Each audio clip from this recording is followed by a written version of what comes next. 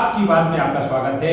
आपकी बात में आज हम बात करने वाले हैं कुछ ऐसी अहम खबरों की जिनका सरोकार समृद्ध जीवन से है, जीवन की सुरक्षा से है और समृद्ध जीवन और खुशहाल जीवन के उस मार्ग से है जिसमें श्रेष्ठतम पुरुषार्थ किया जा सके। तो सबसे पहले हम बात किए लेते हैं देश में घटित सबसे दर्दनाक और दुखद, मन को द्रवित करने वाली रेल दुर्घटना की, जो उड़ीसा के बालासोर में हुई और जिस दुर्घटना में कई समृद्ध जीवन जो कल तक हमारे आपके बीच थे आज नहीं है, तो कुछ अभी स्वास्थ्य लाभ ले अपने समृद्ध जीवन और स्वस्थ जीवन के इंतजार में हैं, जिससे वह स्वस्थ होने के पश्चात अपना निष्ठापूर्ण कर्तव्य निर्वहन कर सके।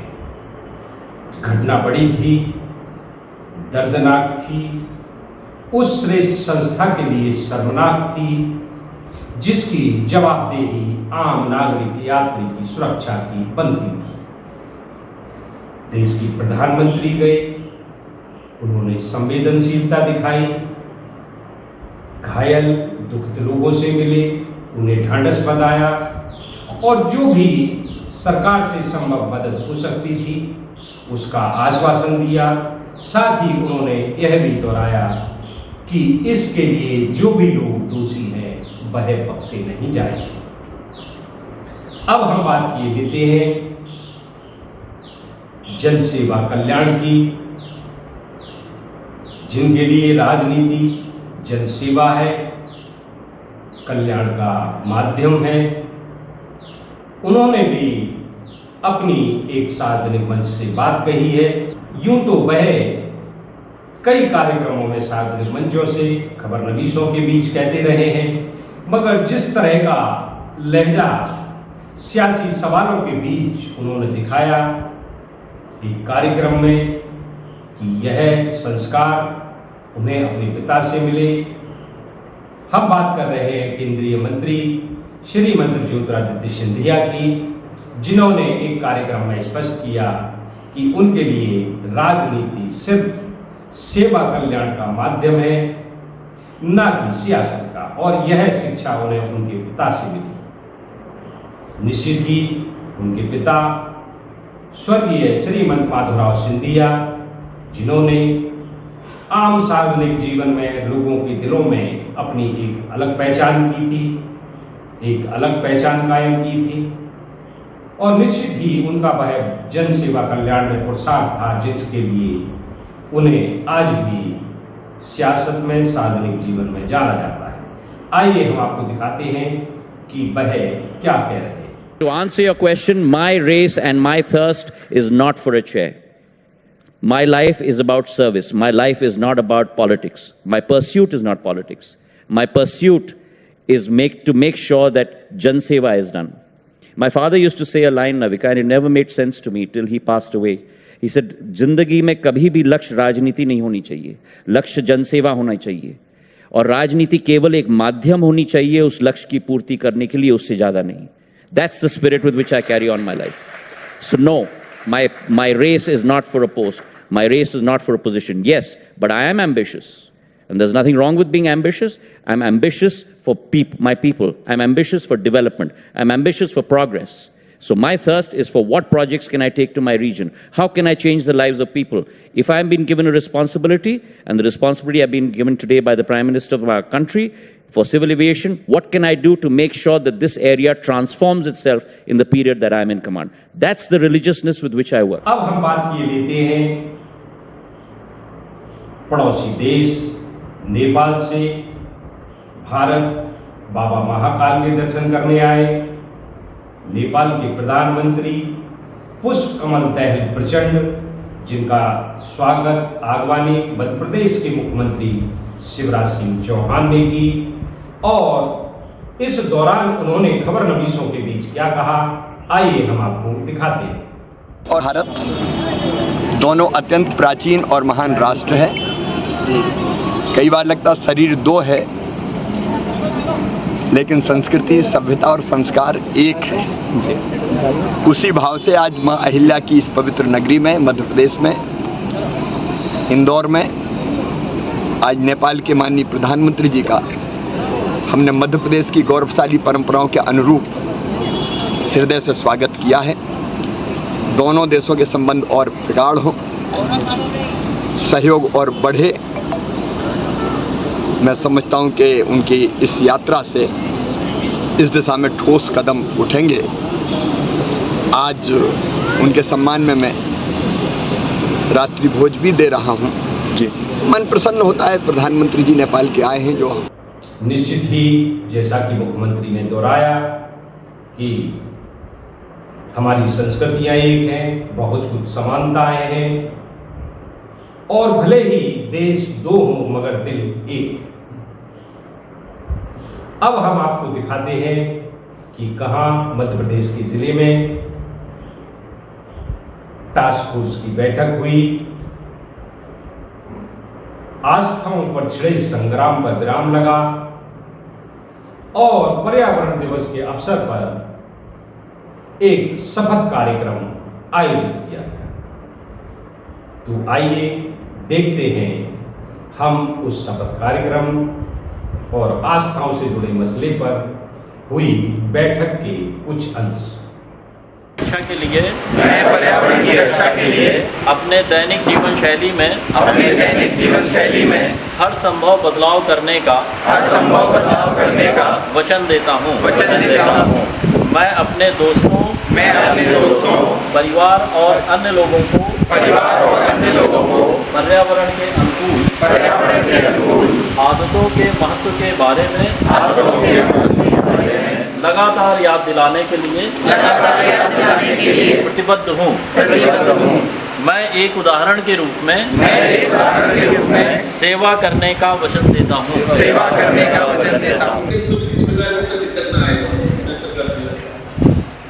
एक और काम में मैं कलेक्टर शिवपुर के से बधाई दूंगा कि हमारा एकमात्र गांव जो बचा था बागचा कुरु नेशनल पार्क के अंदर 748 वर्ग किलोमीटर का हमारा पार्क है।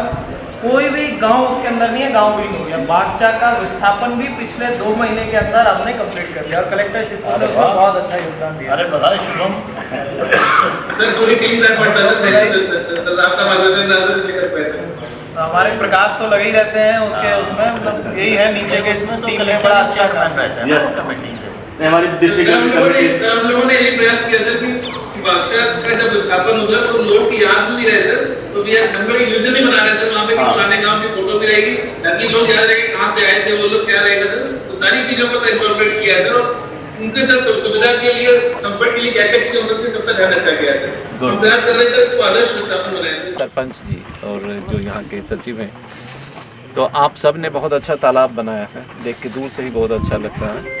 और जैसा ये बता रहे हैं कि वहाँ 25,000 घन मीटर पानी आपके यहाँ रहेगा, तो ये बहुत बड़ी बात है। आपको बताऊं कि पूरे ज़िले में 122 जो है अमृत सरोवर तालाब हमारे यहाँ पूरे ज़िले में से बन रहे हैं। उसमें से अधिकांशतः लगभग आधे तो कंप्लीट हो गए हैं, बाकी भी उसी प्रोसेस में है।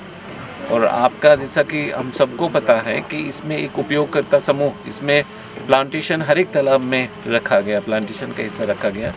तो आज विश्व पर्यावरण दिवस के अवसर पर हम लोग उसी प्लांटेशन में आज हमने सोचा था कि अमृत सरोवर में भी हम लोग यहाँ करें, जो हिस्सा हमारा जहाँ प्लांटेशन होना है।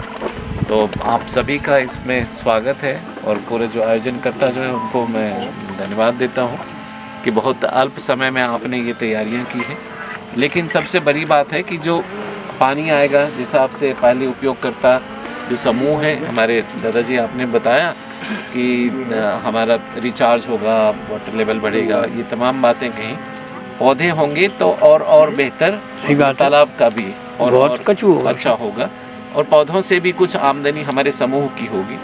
और सबसे बड़ी चीज़ है कि इस तालाब को अपना समझ के, जैसे अपनी संपत्ति का लोग रक्षा करते हैं, उस तरह से इस तालाब की चिंता करनी है कि जिससे तालाब हमारा बना रहे और पूरे गांव का माहौल भी अच्छा बना रहे। ये आप सभी जो इसको इस तरह से इसका चिंता पालेंगे, केयर करेंगे, तो हमारा ये तालाब बहुत बेहतर ढंग से रहेगा और इस साल तो भरेगा ही भरेगा, अगले साल और जो कुछ भी हम लोग बेहतर कर सकते हैं। सही बात। कई आयोजन होंगे तो वो आप सबको क्या करने जा रहे हैं सभी को पता है। सभी जगह तालाब बनवाए जा रहे हैं अमृतसरों पर।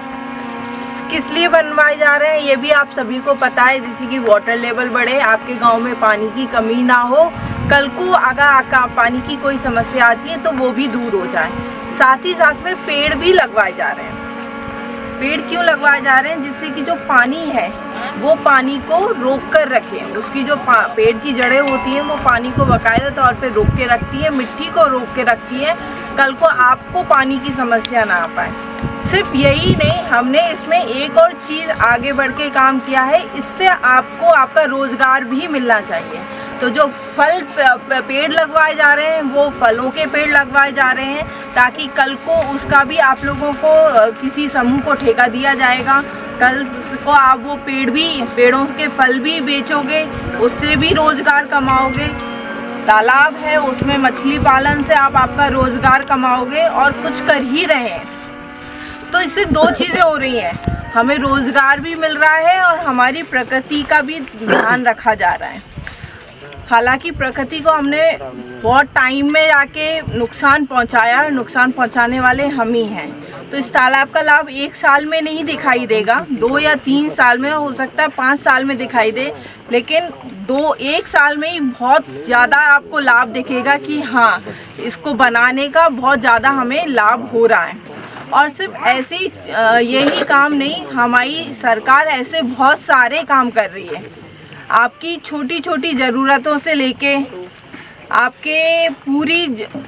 आपको इतनी सारी योजनाएं बना के दी ताकि आपको सारी योजनाओं का लाभ मिल सके।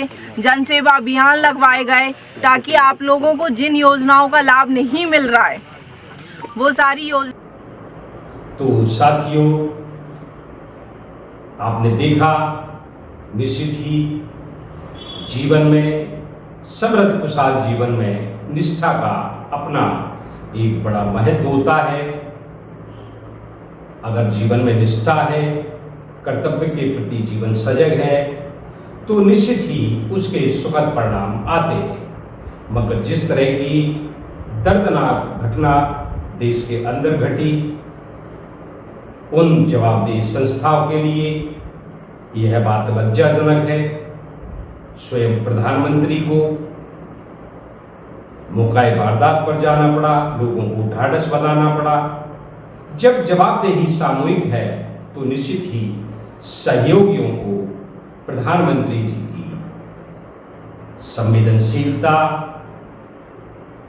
उनकी कर्तव्य निष्ठा और उनके देश और आमजन के प्रति जो संवेदनशीलता है उसका ध्यान रखना चाहिए। काश अगर व्यवस्थाएं चाक चौबंद होती और जिस तरह की बात एक्सीडेंट रोकने के लिए की गई थी, अगर उनका समय रहते पालन किया जाता, शायद ये दुर्घटना ना होती।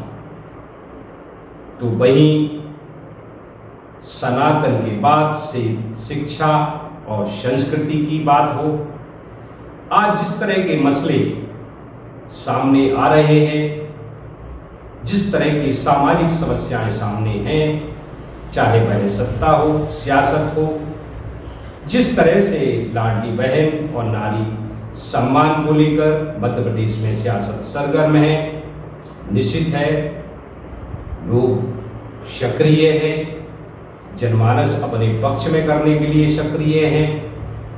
अगर इसमें भी और निष्ठापूर्ण ईमानदारी से काम होता है तो आदि आबादी के कल्याण के साथ ही शेष आबादी का कल्याण भी होना स्वाभाविक है, क्योंकि मातृशक्ति एक ऐसी शक्ति है जीवन में जो सर्व कल्याण का पर्याय मानी जाती है। तो साथियों, आपने देखा, ये थी हमारी आपकी बात। आपकी ही बात में फिर हम किसी नए विषय और नई शख्सियत के साथ आपके साथ होंगे। तब तक के लिए बीएस भुल्ले का नमस्कार। विलेज टाइम्स का कार्यक्रम आपकी बात बीएस भुल्ले के साथ आपकी बात कहने संपर्क करें।